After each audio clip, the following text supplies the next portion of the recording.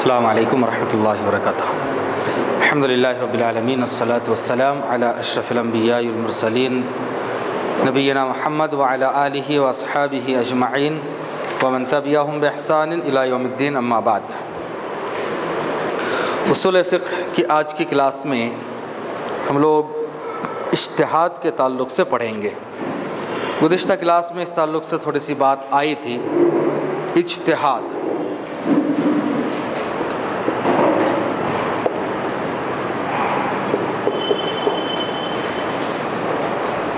جس کے معنی ہیں کوشش کرنا۔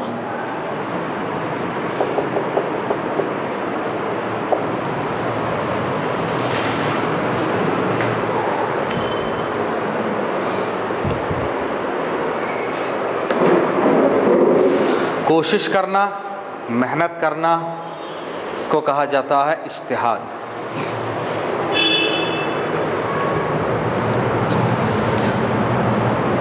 ٹیکنیکل ٹرم میں، شریعت کی اصطلاح میں اجتہاد کہا جاتا ہے شرعی احکام کے علم کی تلاش میں ایک مجتہد کا استنباط احکام کے طریقے سے اپنی بھرپور کوشش کرنا اجتہاد کہلاتا ہے۔ یعنی شرعی اعتبار سے ایک مجتہد کون ہوتا ہے، آگے بات آئے گی۔ اجتہاد کرنے والے کو مجتہد کہتے ہیں۔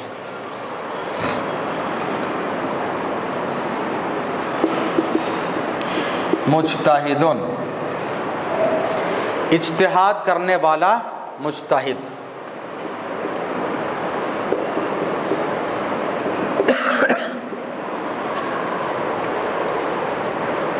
اجتہاد کرنے والا۔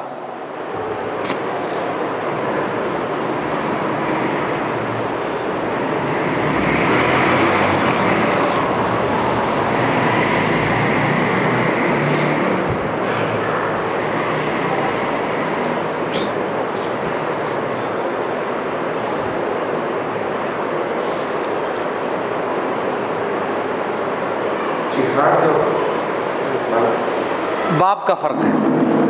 جہاد مفعلہ سے جاہدہ یجاہد مجاہدتاً و جہاد، اور یہ اجتہدہ افتعال سے ہے۔ اجتنابہ، اجتہدہ یجتہد اجتہاد، کوشش کرنا۔ جاہدہ آپس میں دو آدمی کے کسی میں کمپٹیشن کرتے ہوئے کوشش کرنا۔ اب جہاد میں مجاہدہ میں کیا ہوتا ہے، سامنے والا بھی کوشش کرتا اور جو ادھر ہے وہ دونوں کی آپس میں کوشش ہوتی ہے ایک دوسرے کو ہرانے کی، تو جہاد۔ اور اجتہاد کوئی ایک آدمی اپنی طرف سے جو محنت کرتا ہے اس کو کہتے ہیں اجتہاد۔ تو شریعت کی نگاہ میں اجتہاد اس کو کہا جاتا ہے کہ ایک مجتہد شریعت کے احکام اور مسائل کو سامنے رکھ کر، دلائل کو سامنے رکھ کر کسی مسئلے میں اپنی بھرپور کوشش کریں۔ شرعی احکام کے علم کی تلاش میں ایک مجتہد کا استنباط احکام کے طریقے سے اپنی بھرپور کوشش کرنا اجتہاد کہلاتا ہے۔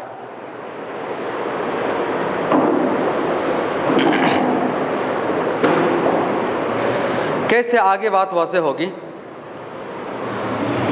مجتہد کون ہوتا ہے؟ مجتہد کون ہے؟ اجتہاد کرنے والا۔ کیا ہر آدمی قرآن و حدیث میں اپنے عقل و دماغ لڑا کے مسئلہ نکال سکتا ہے؟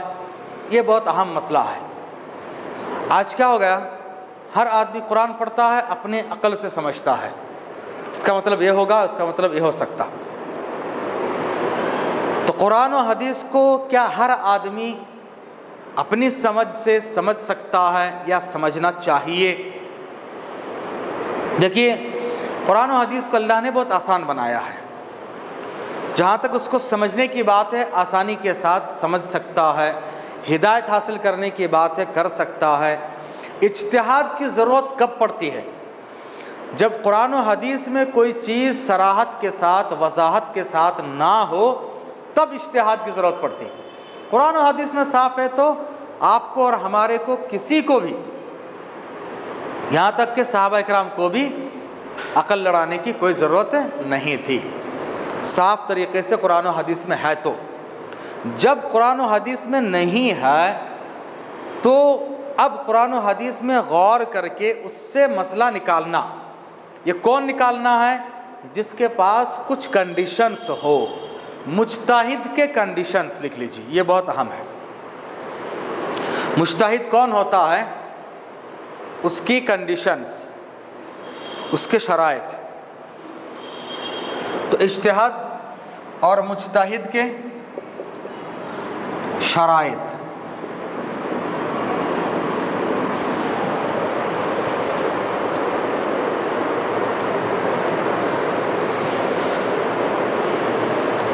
علماء نے 8 کنڈیشنز بیان کیے، 8 شرائط ہیں۔ یہ 8 باتیں جس کے اندر ہو وہ آدمی اجتہاد کر سکتا ہے۔ اجتہاد کا مطلب کہ وہ قرآن و حدیث میں غور کر کے اپنی طرف سے کسی مسئلے کا فتویٰ دے سکتا ہے۔ مجتہد کے شرائط۔ پہلی شرط، مجتہد عقیدے کے اعتبار سے صحیح ہو، کسی شخص یا گروہ کی تقلید میں جکڑا ہوا نہ ہو۔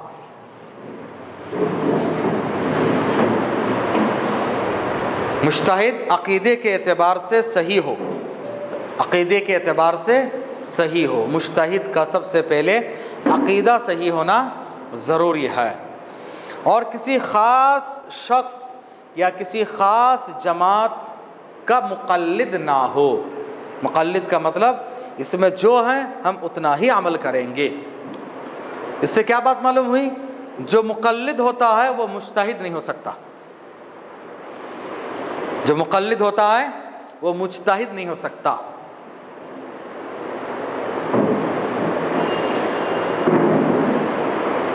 ہاں، زیادہ سے زیادہ جس مذہب کا وہ مقلد ہے اس مذہب میں اجتہاد کر سکتا ہے۔ کوئی آدمی فقہ شافعی کا مقلد ہے تو فقہ شافعی میں جو چیزیں ہیں ان میں چاہے تو اجتہاد کر سکتا ہے، لیکن اس آدمی کو مجتہد مطلق نہیں کہا جاتا ہے۔ ایک ہوتا مجتہد مطلق، یعنی جنرل ایک مجتہد، وہ کون ہوتا ہے؟ جس کے اندر یہ شرائط ہو۔ اور ایک ہے مجتہد مقید، وہ مجتہد جو کسی ایک خاص مکتبہ فکر، خاص اسکول آف تھاٹ کے مقلد ہو، تو وہ جنرل مقلد نہیں ہو سکتا، جنرل مقلد مجتہد نہیں ہو سکتا۔ جنرل مجتہد تو وہ ہے جو کسی خاص جماعت یا شخص کا مقلد نہ ہو، بلکہ قرآن و حدیث کو سامنے رکھ کر اجتہاد کرتا ہے۔ اگر اس اجتہاد میں قرآن و حدیث کو سامنے رکھ کر اس نے اجتہاد کیا، اپنے امام اپنی جماعت کے خلاف بھی جائے تو بھی وہ فتویٰ دینا۔ لیکن اگر کوئی انسان اپنے جماعت، اپنے امام، اپنے قبیلہ یا جس شخص کی تقلید کرتا ہے اس کے خلاف فتویٰ نہیں دیتا تو وہ مجتہد مطلق نہیں ہوا، جنرل مجتہد نہیں ہے، وہ مقید ہیں۔ مقید مطلب قید و بند کے ساتھ ہے، جنرل نہیں ہے بلکہ وہ پارٹیکولر ایک مذہب کا مجتہد ہے۔ اس مذہب کے تعلق سے وہ اجتہاد کر سکتا، کوشش کر کے مسائل نکال سکتا ہے۔ تو مجتہد کے بنیادی طور پر 2 قسمیں ہوئی، ایک ہے مجتہد مطلق اور ایک ہے مقید۔ مطلق مقید۔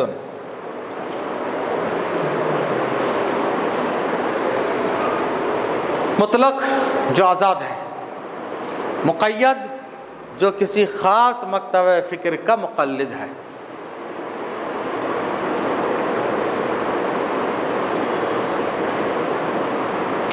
لیکن حقیقی معنی میں مجتہد وہی کہلاتا ہے جو مطلق ہو، آزاد ہو۔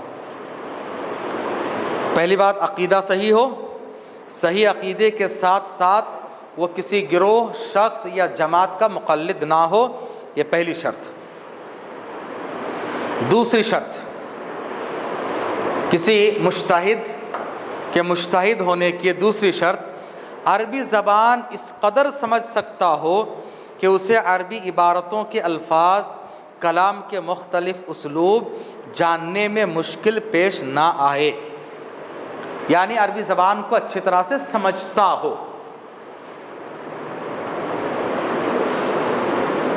بولنا ضروری نہیں ہے، بولنے تو کوئی بھی بول لے سکتا ہے، عربی زبان کے جو ٹیکسٹ ہے اس کو سمجھنا ہو، عربی زبان کو سمجھتا ہو، اس کے مختلف سورسز، اسلوب، طریقے، اور کس کس راستے سے، کس کس ناحیے سے عربی زبان کے استعمالات، اس کے یوسیج کو جانتا ہو، کیسے یوز ہوتا ہے۔ تو عربی زبان کی عبارتوں کو، ٹیکسٹ کو سمجھتا ہو، مختلف اینگل سے عربی زبان کے تعلق سے وہ ماہر ہو۔ عربی زبان کو ڈائریکٹ نہیں سمجھتا ایسا آدمی مجتہد نہیں ہو سکتا، یہ دوسری شرط۔ تیسری شرط، اسے قرآن مجید کا علم ہو، قرآن مجید کا علم ہو۔ قرآن مجید کا علم کا مطلب قرآن مجید کی تفسیر، اس کے سبب نزول، ناسخ منسوخ، یعنی قرآن کی تفسیر کا بھی علم ہو۔ ایک لفظ میں کہیں گے، تیسری کنڈیشن، قرآن کی تفسیر اور اصول تفسیر کا بھی علم ہو، قرآن کی تفسیر اور اصول تفسیر کا بھی علم ہو۔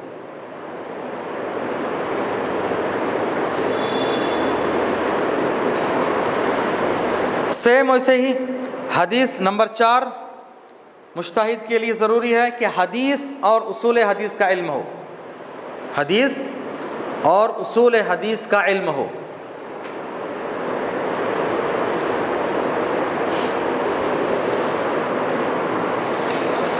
اور اصول حدیث میں خصوصی طور پر ضعیف، صحیح، اس علم رجال اور اصول حدیث ناسخ منسوخ جو اب تک ہم لوگ پڑھ چکے ہیں، ان سب کا علم ہو۔ اب اگر کوئی بہت بڑا عالم کہتا ہے حدیث سب حدیث ہوتی ہے، حدیث ضعیف نہیں ہوتی ہے، اب بتائیے کیا وہ مجتہد ہو سکتا ہے؟ نہیں۔ نمبر 5،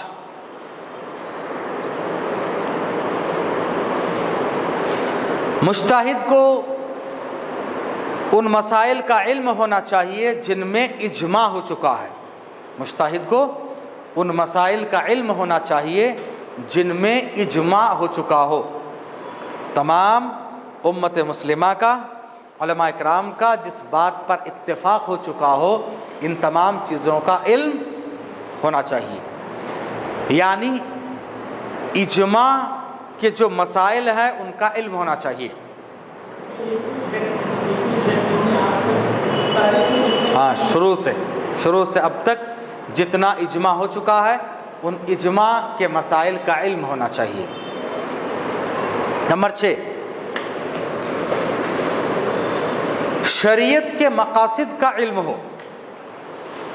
شریعت کے مقاصد کا مطلب کہ بعض احکام اور مسائل کا اس کے ریزنز اور اس کے ایمز کیا ہے، مقصد کیا ہے، مقاصد، مقصد، ایمز اور اس کے ریزنز، اس کو کرنے کا حکم دیا گیا تو کیوں، مقصد کیا ہے، وزڈم بھی کہہ سکتے ہیں، چالاکی، یعنی شریعت کے احکام اور مسائل کی علتوں اور اس کی حکمتوں کا علم رکھتا ہو۔ علت، ریزنز، حکمت، یعنی اس کے وزڈم کیا ہے، اس کا مقصد کیا ہے، ایم کیا ہے۔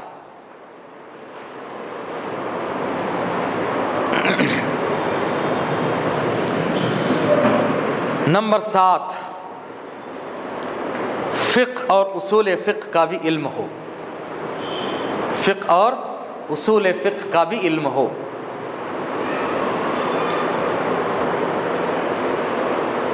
اسی لیے ہماری یہ کوشش تھی کہ ایک عام انسان جو مدرسے میں جا کر پڑھ نہیں پایا، اگر یہ جو کلاسز ہیں مسلسل جوائن کر لیں اور اس میں تھوڑا پریکٹس کریں تو ایک حد تک وہ ایک مجتہد کے درجے تک پہنچ سکتا ہے۔ تو اس میں وہی کوشش کی گئی کہ سب سے پہلے عقیدہ صحیح ہو، عقیدہ صحیح ہو۔ عربی زبان کے لیے اس میں کافی محنت کرنا ہے۔ اور دوسری چیز اصول تفسیر اور اصول تفسیر۔ تو اس میں دیکھیے عربی زبان اگر آپ کو آ جائے تو بڑا فائدہ ہوگا، آپ کو تفسیر بھی آ جائے گی، اصول تفسیر بھی آ جائے گی، اور حدیث بھی آپ سمجھ سکتے ہیں۔ اصول حدیث تو پڑھ چکے، پھر شریعت کے احکام کے مقاصد یہ بھی آپ سمجھ لے سکتے ہیں۔ اصول فقہ اور فقہ عربی آ جائے تو بہت سارے مسائل حل ہو سکتے ہیں۔ اسی لیے مدارس میں پہلے عربی لینگویج پہ زور دیا جاتا ہے، یہ بہت اہم ہے، اس کو آپ سیکھ لیں، محنت کریں تو بڑا فائدہ ہو سکتا ہے۔ لیکن بہت شروع کے لیے مدارس کے لیے بہت آسان ہے، لیکن الگ سے پڑھنا چاہیں تو تھوڑی مشکل ہے، لیکن امپاسبل نہیں ہے، کوشش کرنے سے ہو سکتا ہے۔ کتنے لوگ الحمدللہ آپ دیکھ رہے ہیں کہ مدرسے میں گئے ہی نہیں ہیں، الحمدللہ بہترین عربی سمجھتے ہیں، اگر بول نہ پائے سمجھتے ہیں الحمدللہ۔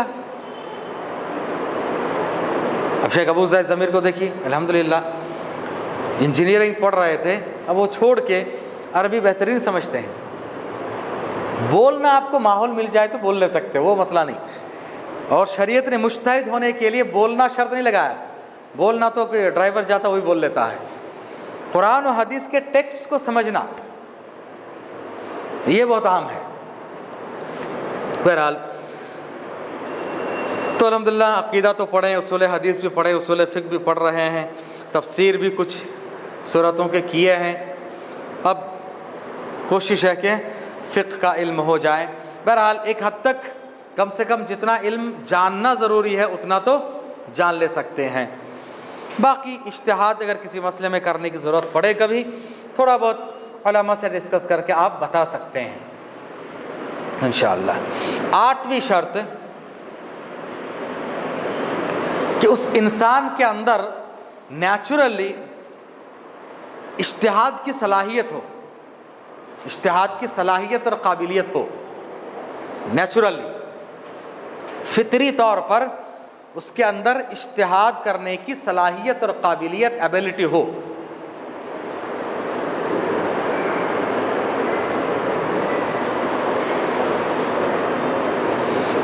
کیونکہ کبھی کیا ہوتا ہے کہ انسان پڑھ لیتا ہے، پڑھ لیا، سب کچھ کر لیا، لیکن اس کے باوجود بھی کانفیڈنس نہیں آتا، بول نہیں پاتا، کنفیوز ہو جاتا۔ تو اس کے اندر فطری طور پر وہ صلاحیت بھی ہو۔ اور نہ مدارس میں تو بہت سارے لوگ پڑھتے ہیں، علماء تو بہت بنتے ہیں، سیم وہی چیزیں پڑھتے ہیں، لیکن ہر ایک کے اندر وہ بات نہیں آتی ہے۔ اللہ تعالیٰ کی خاص دین ہے جو اس کو حاصل کر لیتے ہیں۔ تو مجتہد ہونے کے لیے، اجتہاد کرنے کے لیے یہ 8 کنڈیشنز یاد رکھیں۔ یہ 8 کنڈیشن جن کے پاس نہیں ہے وہ اجتہاد نہیں کر سکتا، مجتہد نہیں ہو سکتا، اور اس کی باتوں کو مانا بھی نہیں جا سکتا، ایسے آدمی کو فالو بھی نہیں کیا جا سکتا، اور اس کو پبلک افیئرس میں، اوپن اسٹیج میں بولنے کا حق بھی نہیں ہے۔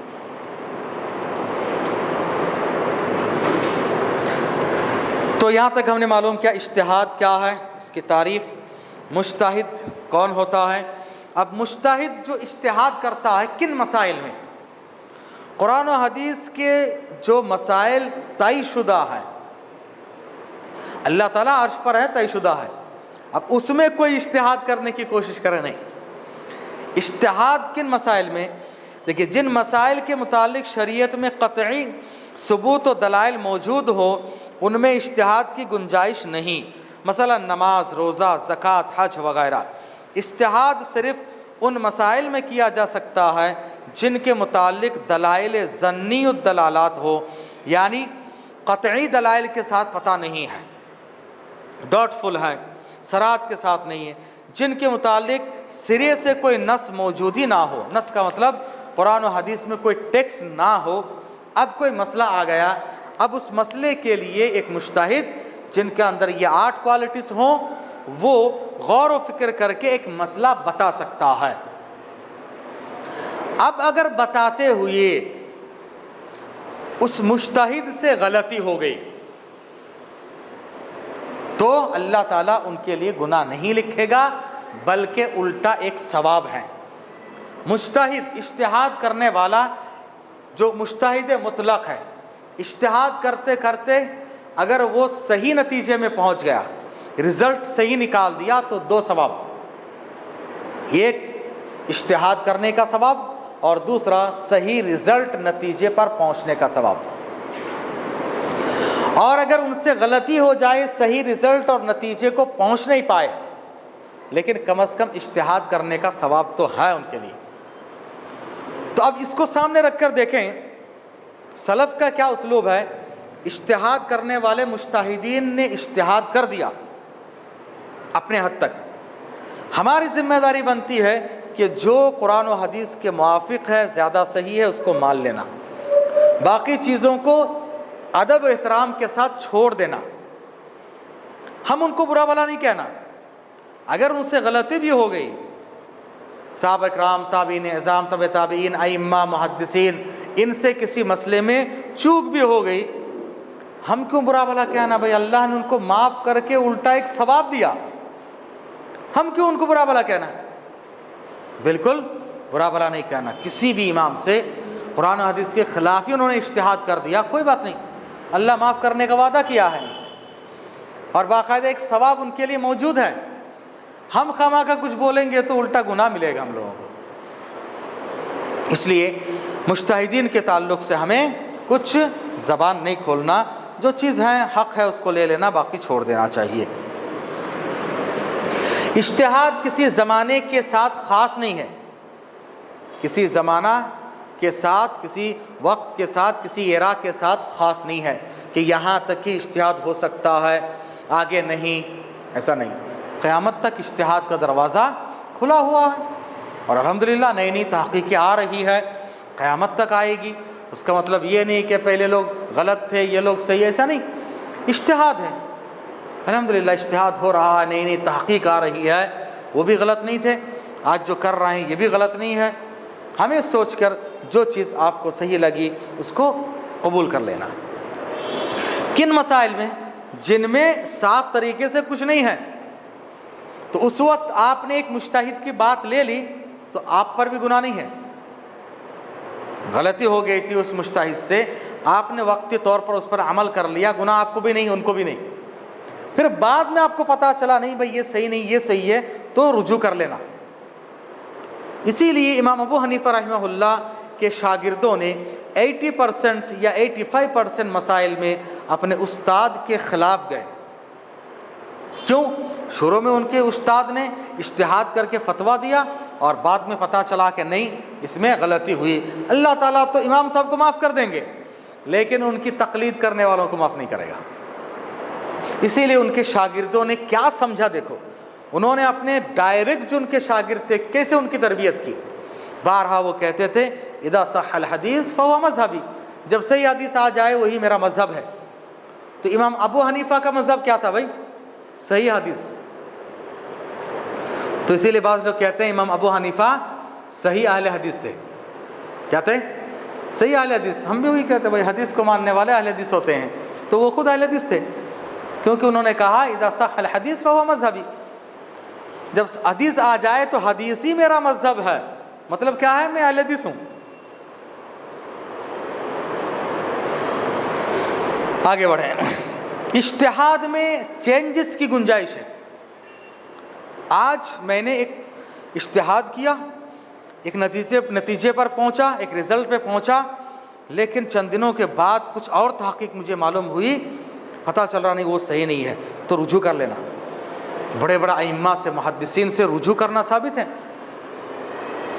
کہ پہلے میں نے ایسے کہا تھا، بعد میں یہ پتہ چلا۔ اب رزلٹ شیخ ناصر الدین البانی کا پڑھیں کتنی جگہوں پر، پہلے میں نے یہ تحقیق کی، بعد میں مجھے پتہ چلا کہ ایسا ہے، اسی لیے میں اس سے اب رجوع ہو رہا ہوں۔ کتنے مسائل سے لوگ رجوع کر لیتے۔ یہی سلف کا طریقہ، یہی حق ہے، رجوع ہو جانا چاہیے، حق کی طرف آنا، باطل کو چھوڑ دینا، یہ سلف کا طریقہ۔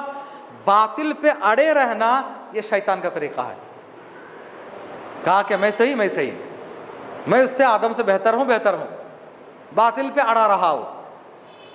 اور جو صحیح چیز کو ریئلائز کرنے کے بعد غلط کو چھوڑ کے آ جائیں, وہ سب سے بہترین انسان ہوتا ہے.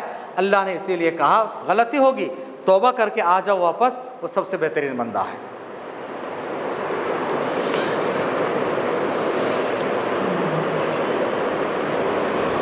اجتہاد کے مخالف, یہاں تک اجتہاد اور مجتہد کے تعلق سے سرسری معلومات ہو گئی ہے. اب اجتہاد کے اپوزٹ میں آتا ہے تقلید. تقلید کا مطلب ہے باندھا ہوا. قلادہ کہتے ہیں, گلے میں جو پٹی ڈال دی جاتی ہے اس کو عربی میں کہتے ہیں قلادہ.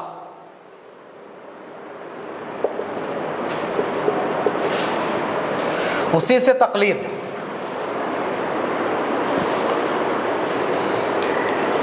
اور یہ قرآن و حدیث میں عام طور سے جانوروں کے لیے استعمال ہوا ہے.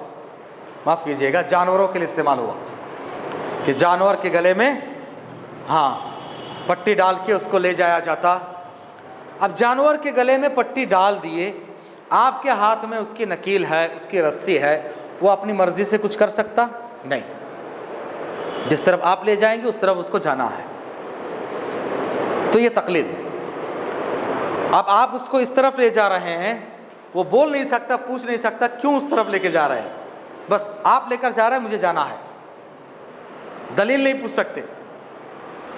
تو شرعی اعتبار سے تقلید کی ڈیفینیشن کہ پورے علماء کا اتفاق ہے, کسی نے اختلاف نہیں کیا. یہاں تک کہ جو لوگ تقلید کے قائل ہیں انہوں نے بھی یہی ڈیفینیشن بیان کی کہ قبول قول بلا دلیل. بہت ایزی ہے, قبول قول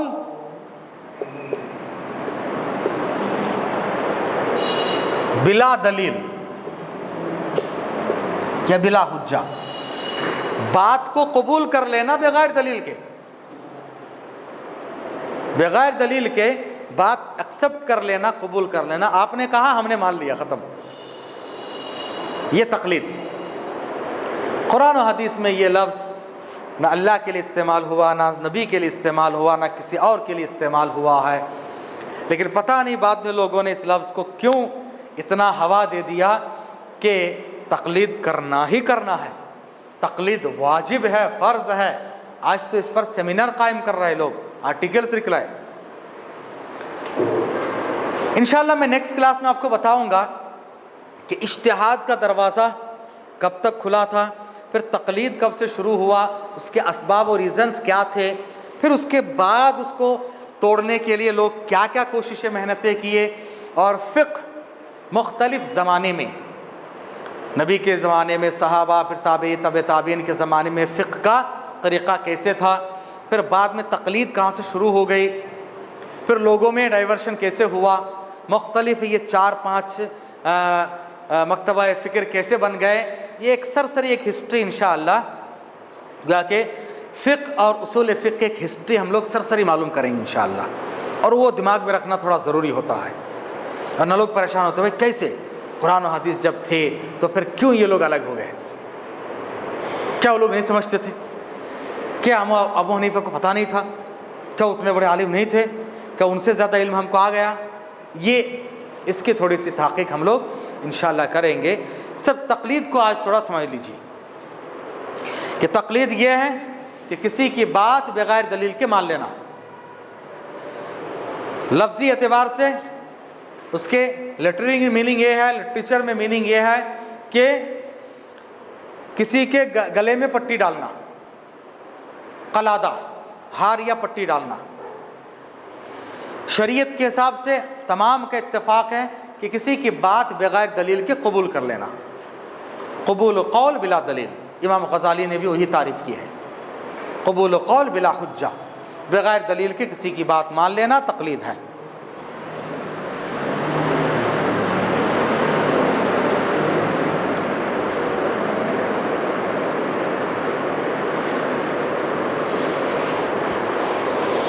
امام شوکانی نے امام ابن حمام کی جو تعریف ہے اس کو بہت پسند کیا ہے.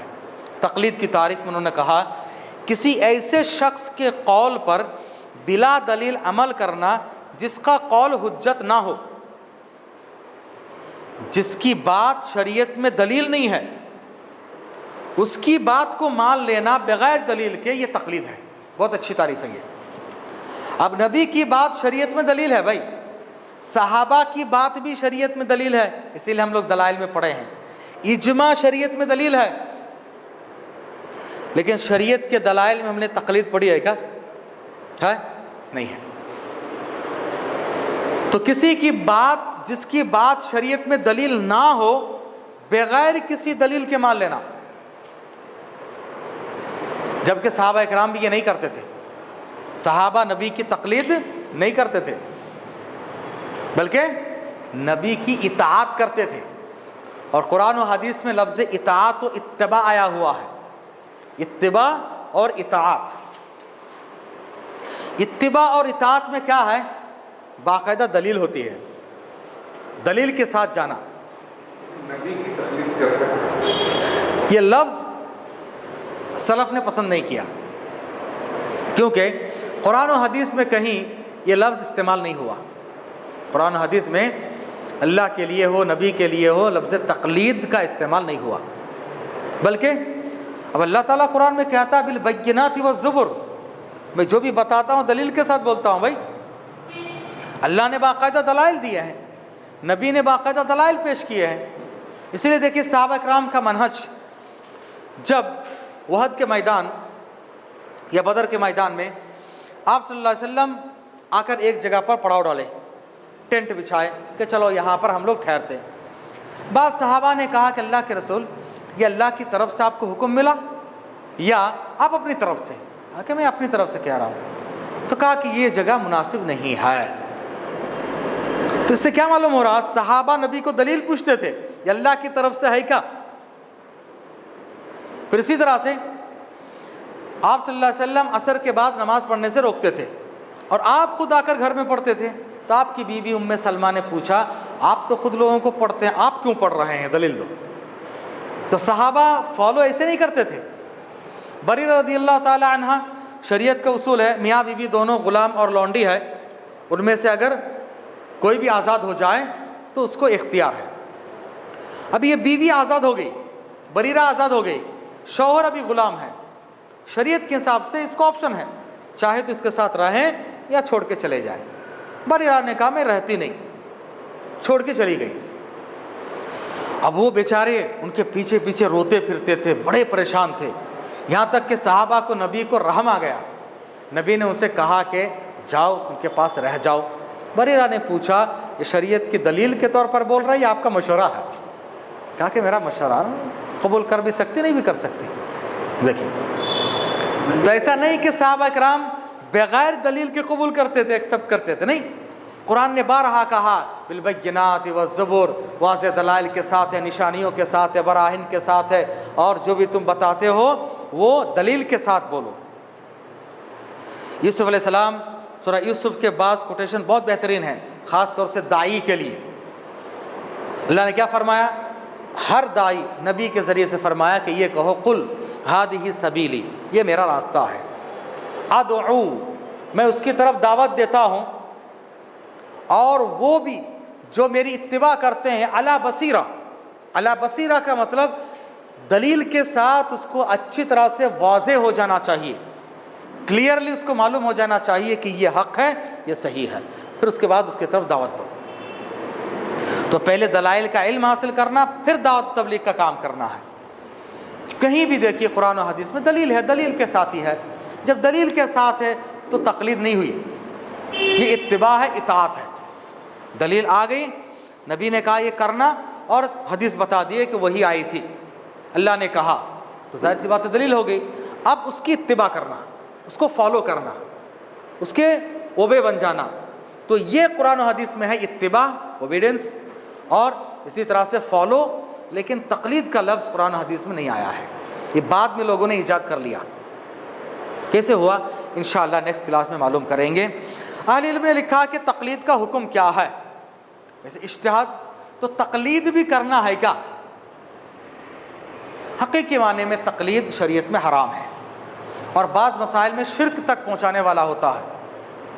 حلال و حرام کی بات ہو تو ابن کثیر وغیرہ نے اتخذوا احبارهم ورهبانهم اربابا من دون اللہ کہ یہود اور نصارہ نے اپنے علماء کو رب بنا لیا اللہ کو چھوڑ کے۔ اس کی تفسیر میں ترمذی کے حوالے سے ابن کثیر وغیرہ نے نقل فرمایا کہ یہاں پر دیکھیے رب بنانا کہا، تو رب بنانا، اللہ کو چھوڑ کے رب بنانا شرک ہے یا نہیں؟ شرک ہے۔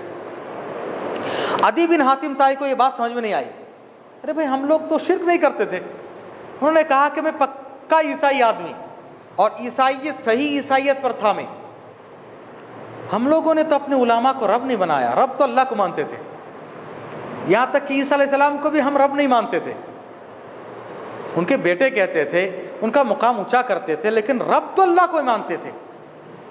اب دیکھیے صرف رب ماننے سے توحید مکمل نہیں ہوتی، اور شرک کیسے ہوتا دیکھیے۔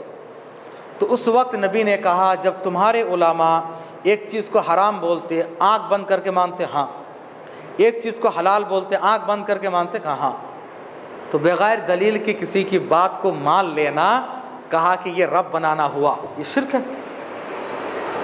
ہم لوگ بولتے تقلید واجب ہے، کرنا ہے، اس کے بغیر چارہ نہیں ہے، کیونکہ آج کیا ہو رہا ہے، ان کے چولہے ہل جا رہی ہے، آج تحقیق کا دور ہے۔ نیو جنریشن میں کچھ بھی بولو تو دلیل دو، کیوں نہیں کرنا، یہ کرنا تو کیوں نہیں، تو ہاں تو کیوں، دلیل دو۔ اب جو ان کو دلیل پوچھتے ہیں نا، دلیل پوچھنا یہ تقلید کے ایک دم اگینسٹ ہے نہیں؟ تقلید کا مطلب دلیل نہیں، ہم نے بولا تم مان لو۔ اب تک جو ہے ان کے یہی چل رہا، اپنے دینی دادا گیری چل رہی تھی، دیکھا جائے تو بھائی ہم نے کہہ دیا، بول ہمارے بڑوں نے کہا، بزرگوں نے کہا، ختم، مان لو۔ اب کوئی لڑکا دلیل، گستاخ کہیں کا، یہ ہو گیا وہ ہو گیا، دلیل پوچھتا، ہاں دیکھو یہ مسئلہ ہے۔ اب اس لیے کیا کر رہے ہیں وہ لوگ، تقلید ضروری ہے، واجب ہے۔ تقلید کا مطلب دلیل پوچھنا نہیں ہے نا، صاف بات ہوئی ہے۔ تقلید کا مطلب کیا ہے بھائی؟ دلیل پوچھنا نہیں، صرف بات مان لینا، قبول و قول بلا دلیل۔ اب قبول و قول جو ہے مع دلیل ہو جائے، بلا دلیل کے بجائے مع دلیل، وہی تو اجتہاد ہے، وہی تحقیق ہے۔ دلیل کے ساتھ بات مان لینا یہ تحقیق ہے، وہ اجتہاد ہے، یہ شریعت ہے، وہی فقہ ہے۔ فقہ میں کیا ہے؟ مسائل دلیل کے ساتھ۔ تو مسائل آپ نے، میں نے ایک مسئلہ بتایا، یہ میری بات ہوئی، میں نے دلیل دے دی ہے، تو گویا کہ اب کیا ہو گئی، نبی کی بات ہے، اللہ کی بات ہے، یہ تو بالکل جائز ہے۔ اب یہ لوگ کیا بول رہے ہیں، نہیں صرف بات قبول کر لینا، ما دلیل نہیں، بلا دلیل، بلا دلیل، یہ تقلید، مطلب تحقیق نہیں کرنا، تقلید کرنا۔ تحقیق کیا ہے؟ ریسرچ۔ تو تقلید کی ضد کیا ہوئی ہے؟ تحقیق۔ قرآن و حدیث میں اللہ نے، رسول نے وہی فرمایا، تمہارے پاس کوئی بات آتی ہے فتبینوا، تحقیق کر لو، معلوم کر لو کہ یہ کیا ہے، علم حاصل کرو، فاعلم انہ لا الہ الا اللہ، علم حاصل کرو، معلوم کرو، اقرا، پڑھو۔ کیوں کہا بھائی؟ اگر بغیر دلیل کی بات مان لینا تھا تو یہ سب کہنے کی کیا ضرورت تھی؟ تو یہ بالکل غلط مسئلہ ہے تقلید کا، اور قرآن و حدیث میں تو تقلید کی اتنی مذمت ہوئی ہے، اللہ بچائے، کہ ابھی میں نے بتایا کہ سورہ توبہ کی آیت نمبر 31 ہے، 31، جس میں اپنے علماء کی یہود اور نصارہ نے رب بنا لیا تھا، بہترین آیت ہے یہ۔ اب سمپل سی مثال، ایک مجلس کی 3 طلاقیں، 1 طلاق ہوتی ہے۔ اب یہ لوگ کیا کرتے، 3 طلاقیں حرام ہوگی، حلالہ کرنا۔ اب یہاں قرآن میں ہے، حدیث میں ہے، وضاحت اتنی ہے، لیکن پھر بھی نہیں، ہمارا مسئلہ یہی ہے۔ یہاں تک کہ قریب میں ایک مسئلہ آیا تو ان کے قاضی نے کہا کہ دیکھیے بھائی قرآن و حدیث میں ایسا ہے، لیکن ہمارے پاس ایسا ہے، اب بولو کیا یہ شرک نہیں ہے؟ جب یہود اور نصارہ اپنے علماء کہ حلال و حرام، اللہ نے حلال رکھا بھی، آپ کے علماء اس کو حرام کر رہے ہیں، تو وہی بات ہوئی نہیں ہوئی؟ ایسے کتنے مسائل ہیں کہ وہ حرام نہیں ہے، آپ اس کو حرام کر دے رہے ہیں۔ تو حلت و حرمت کا اختیار صرف اللہ کو ہے۔ اسی طرح سے وہ لوگ جن کو جہنم میں جانا ہے، جہنم میں جا کر پوچھیں گے بھائی جہنم میں کیوں آ گئے؟ وہ کہیں گے ہم نے اپنے بڑے بزرگوں کی اتباع کی تھی، اسی لیے آج ہمارا یہ حال ہے۔ اللہ یہ ہمارے بڑے بزرگوں کو عذاب زیادہ دے، ہمارے سے ڈبل دے، ان کی بات سن کے ہم گمراہ ہوئے۔ قبر میں بھی ناکام کون ہوگا؟ لوگ بولتے تھے میں بھی وہی بولتا تھا، گیا وہ۔ اللہ تعالیٰ فرشتے کہیں گے اگر تو پڑھا ہوتا تو آج جواب دے دیتا، تو نے پڑھا نہیں قرآن کو، اس لیے یہ حال ہے۔ بہرحال تقلید کے تعلق سے بہت ساری باتیں ہیں کہ یہ بالکل غلط ہے، اور اماموں نے بھی باقاعدہ صراحت کے ساتھ کہا، ہر امام نے، چاروں امام نے، میری تقلید مت کرو، میری بات مت مانو، قرآن و حدیث کے خلاف میری بات ٹکرا جائے تو میری بات چھوڑ دو، قرآن و حدیث کو مان لو۔ پورے کے پورے نے کہا یہ سب کے سب بری ہے، جو لوگ تقلید کر رہے ہیں ان کی غلطی ہے۔ اب جو لوگ تقلید کے قائل ہیں وہ لوگ یہاں وہاں سے دلیل دیتے ہیں، قرآن نے کہا فاسألوا اہل الذکر، اگر تمہیں معلوم نہیں ہے تو اہل ذکر سے پوچھو، بالکل کہا، لیکن آگے کیا کہا؟ بالبینات والزبر، دلائل کے ساتھ پوچھو۔ آگے بھی پڑھیں، دلائل کے ساتھ پوچھو بھائی، وہ تو ہم وہی کہتے ہیں بھائی بلا دلیل نہیں۔ آپ بول رہے تقلید کے لیے دلیل دے رہے ہیں، تقلید کا مطلب ہے کہ بغیر دلیل کے بات مان لینا، اور اللہ کہہ رہا پوچھو لیکن بالبینات والزبر، دلائل کے ساتھ پوچھو بھائی، اور دلائل کے ساتھ پوچھنا وہ تحقیق ہے، تقلید نہیں، تقلید کی دلیل بن ہی نہیں سکتی وہ۔ اسی طرح سے وہ جو آیت لیتفقہوا فی الدین ولینذروا قومہم، کہ کچھ لوگ جہاد چھوڑ کے علم حاصل کریں اور جب وہاں واپس جائے اپنے ان لوگوں کو سمجھائیں۔ کتنی اہمیت دیکھی، علم حاصل کرنا اس کو جہاد کی ایکوئل قرار دیا گیا کہ پورے کے پورے لوگ جہاد میں چلے جائیں گے، علم کون حاصل کریں گے بھائی؟ تو علم حاصل کرنا آج کے حالات میں سب سے بڑا جہاد ہے۔ ہاں، ہمارے پاس صرف ایک جہاد ہم کو پتہ ہے، اور دوسرے کتنے سارے جہاد ہے۔ آج نفس کے ساتھ جہاد کرو، حق بات کہنے کے ساتھ جہاد کرو، دعوت و تبلیغ کرو۔ یہ اللہ نے قرآن میں کہا کہ یہ سب سے بڑا جہاد ہے کہ تم دعوت و تبلیغ کا کام کرو، حق بات دوسروں تک پہنچاؤ، جہاداً کبیرہ کہا۔ بہرحال تو یہ جو ہے کہ یتفقہوا فی الفقہ حاصل کرے، تو ہم نے اس سے پہلے اس آیت کو کوٹ کر کے وضاحت کر دی ہے، تو اس سے مراد فقہ ہے، اور فقہ کیا ہے؟ فقہ دین کی سمجھ بوجھ، اور دین کیا ہے؟ قرآن و حدیث ہے جو کہ دلائل ہے۔ تو یہ جتنے دلائل دیتے ہیں ایک دم پھسپھسے ہیں، اور سب کے سب اپنے عقل اور دماغ کی سوچ ہے۔ حقیقی معنی میں کانٹیکٹ کے ساتھ دیکھا جائے تو یہ سب دلائل کے ساتھ ہیں، دلائل کے ساتھ ہے، پڑھو قرآن و حدیث پڑھو، یہ سب دلائل ہیں۔ لہٰذا تقلید بہت ہی غلط مسئلہ ہے، اس کے مقابلے میں تحقیق، اجتہاد، یہ سب چیزیں ہمیں قبول کرنا چاہیے، ماننا چاہیے، یہ سب صحیح چیزیں ہیں۔ اور فقہ میں ہم لوگ جو فقہ پڑھنے جا رہے ہیں وہ فقہ الحدیث، حدیث کو سامنے رکھ کر آپ مجتہد مطلق سب دیکھیں، ہر ایک کو پڑھنے کے بعد کون سا صحیح لگ رہا ہے اس پر عمل کریں، اس اعتبار سے فقہ پڑھیں گے انشاءاللہ۔ تو اس کو سمجھنے کے لیے ایک بیس ہے، ایک اور بھی دو تین کلاسز انشاءاللہ ہوگی فقہ کے تعلق سے۔ آج جو آپ نے پڑھا ہے اجتہاد اور تقلید، دو چیزیں، اس کے تعلق سے کوئی سوال ہے تو پوچھ سکتے ہیں۔ سبحانک اللہم وبحمدک، اشہد ان لا الہ الا انت، استغفرک و اتوب الیک۔